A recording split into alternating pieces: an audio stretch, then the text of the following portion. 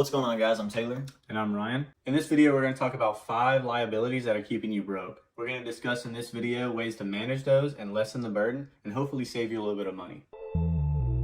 Stop wasting money on that dumb shit and instead put it in investment. I know it's tempting. You'll spend it and be broke again. Yeah, and if you're kind of confused on what we're talking about when we say liabilities or anything, we made a previous video about assets versus liabilities that goes into a good definition so you can kind of understand this whole concept and everything. So we'll link that in the description and at the end of this video. Go check that one out before you kind of get into this video if you want to, but that'll give you a good kind of basis about what we're talking about in this video. So we're going to dive straight into this with a couple of examples. So first example we're going to talk about is a phone. Most people want the newest, greatest phone every year. So there's even carriers that'll offer an iPhone Forever plan, where basically you pay forever. You pay on a monthly subscription base, and every year you can turn in your old phone and get the new phone. That just sounds crazy to me. Yeah, and, the reality is that most people aren't going to be able to tell the difference from one generation to the next. Every few generations, if you want to upgrade your camera quality or anything, I guess that's understandable and everything, but this is coming from 2 engineers who have a fairly good grasp of technology and everything. You don't really need every generation of iPhone. It's just overkill at that point. We get there's kind of this social pressure to have the newest, greatest thing, and it's a bit of a status symbol. But the reality is most people don't care what iPhone you have, Right now, I'm actually rocking the 6 for, reasons, but, people don't really care. It doesn't make any difference on their life, that they see, you have 13, the extent of their amazement with you is going to be, oh, wow, yeah, that's cool. If you can, try and just hold on to the phone you have. As long as it's working, it's serving the purpose that it needs, so you don't really need that new one. And speaking of status symbol, that goes directly into the second example. So for example 2, clothing and accessories. People spend tons of money on clothing and purses and bags and jewelry and shoes. Shoes is one of the craziest things I've seen. People wait in line for hours and hours for the brand new shoes that dropped. I'm like, and that resale for crazy prices. I'm like, what could these shoes do that the other ones couldn't? Yeah. Like, they're shoes. So it's some of the craziest things I've heard. But people will spend for a t-shirt crazy amount of money, which it looks similar to another one just because it's a certain brand. Yeah, that one little stamp right here and your chest increases the price tenfold, really.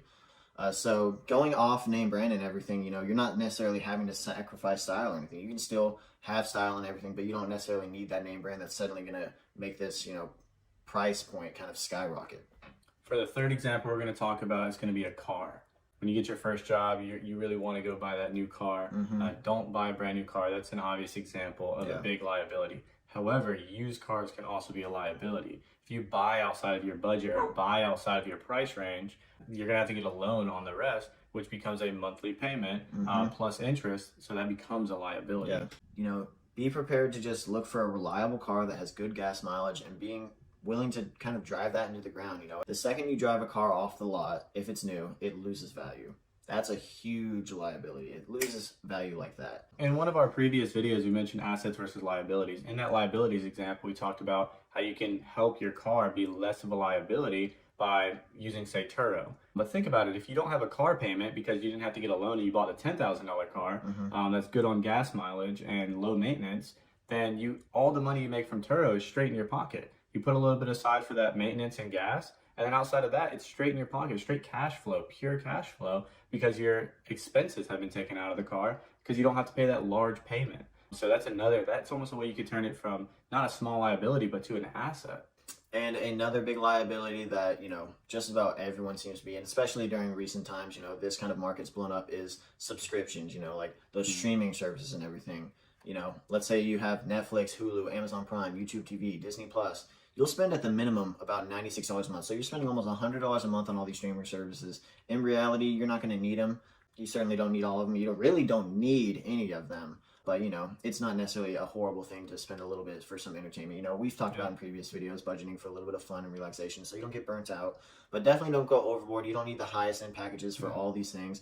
There's constantly a new streaming service seemingly coming out. Like every week, I swear a new one pops up or something. So these things are just a money pit. You're going to constantly be throwing money in. And oftentimes, a lot of people forget about it, It's just something that automatically gets taken out of your account. It's not something that you're swiping your card for or anything. So people oftentimes will just forget and, they'll look at it way down the line and everything. And, oh my gosh, I've been spending $15 a month on this subscription that I haven't used in a couple years. And other subscriptions like Chegg or something. Let's say you graduate college, you forget to cancel your Chegg subscription. Although, you shouldn't use Chegg or for legal purposes or whatever. But, a couple months or so down the line, you look at your bank statement eventually and you're like, oh my gosh, I've been paying for Chegg. I don't even go to school anymore. So it's just something that you kind of got to keep an eye on and everything. So, just be aware of that. Yeah, definitely. Subscriptions have gotten more frequent. So it's kind of insane nowadays. They make it almost too convenient to hook up your bank account. Oh, and you check this box anytime we increase the price, so we automatically subscribe and it won't cancel. That's crazy that it's automatically increasing the price on you, increasing how much you have to pay without you even knowing. It's their job to get you to spend this money. Yeah, it's crazy. And they're good at it, so you have to be vigilant about it.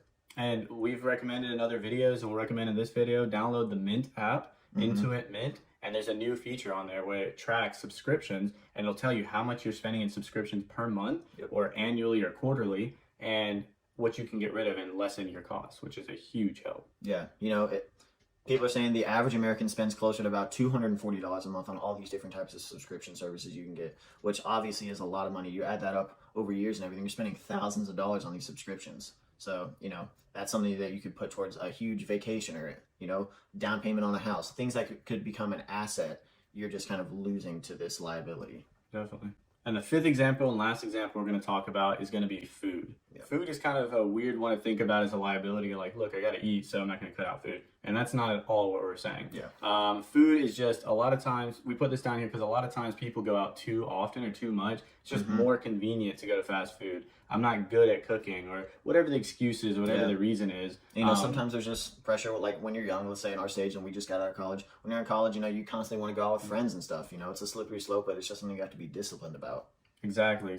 So if you look back at your budget or you look back at your monthly expenses and you're spending more than 12% and sometimes more than 10%, depending on how much you have to spend, then you really need to reevaluate your budget. You really need to reevaluate your lifestyle and maybe cut down. And we always want to end our videos with just, guys, we're not financial advisors. We're not telling you, we're not dietitians. We're not trainers. We're not telling you to cut out food. We're not telling you to throw out your phone. Nothing like that. We're just saying you don't have to go off the grid without a car or phone or technology or anything. Exactly. We're just telling you guys that there's ways to save money while doing these things, and you don't always need the newest, biggest, best. That's all we're saying. Please leave your comments. Let us know what you thought about it. Let us know what you thought about the 5, if we should add some. If there's a bigger liability that you have in your life that some of these could drop off. That'd be great information to know for future videos. So like and subscribe, and we'll see you guys in the next one. Stop wasting money on that dumb shit and instead put it in investment. I know it's tempting. You'll spend it and be broke again.